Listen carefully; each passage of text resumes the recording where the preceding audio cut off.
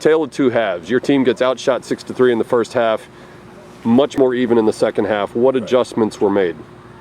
Oh, that's a great question. I was in the stands, so I had all the faith in Alex and the rest of the staff to make the right moves. So we were late in how we pressed, and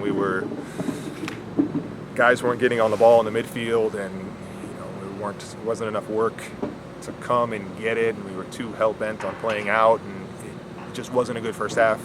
Second half, we were much more aggressive in how we pressed, turned them over in some better spots, scored a good goal early, and then sealed it a little bit later.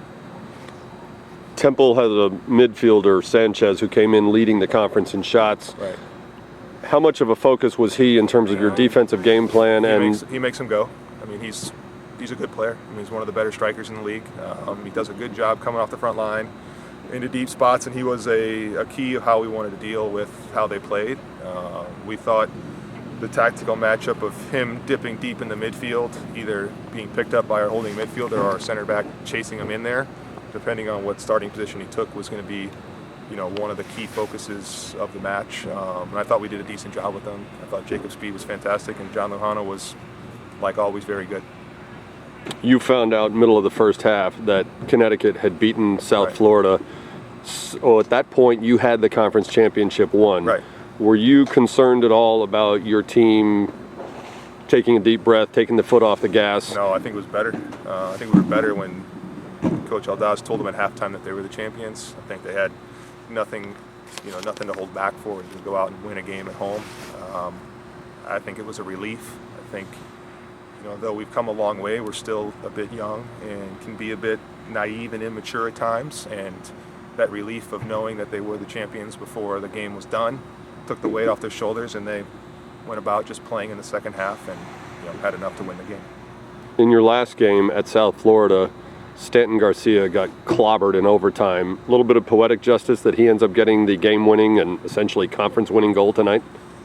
Yeah, I mean, I don't know if I will refrain from comment on the previous game, but yeah, Stanton's the type of player he is. He always finds the right spot, and he has a knack for scoring important goals, and he's relentless ball of energy, and he's a good player that continues to improve.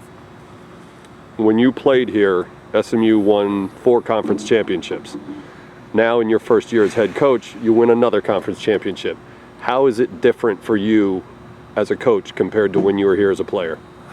Well, I don't know. I mean, as a player in my time, I didn't think about, I don't know if we won 4 titles. I don't know if we won the conference. We didn't win it my senior year, but that's irrelevant. It's not about me and my career. It feels great. It feels like, the culmination of a lot of work, but it's not the end.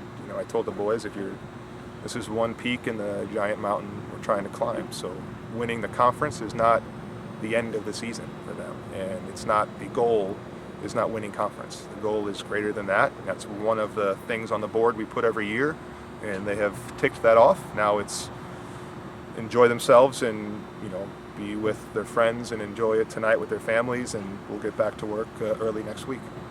When you took over as head coach, obviously you had been here previously as an assistant. Right. You knew you had a lot of talent, and the expectations were pretty high.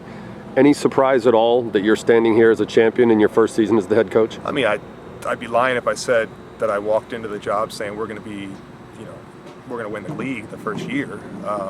I thought we had enough talent. I told the boys when we started the year there's more talent that's been in that room in the first meeting than we've had in a long time, and that's what we want.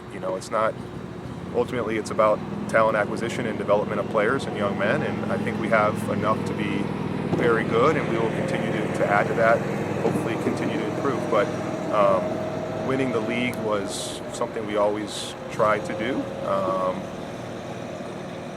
It's the goal. I thought we had a chance when we started, but they've come a long way, and they've really come together, and I think that I'm happy for them.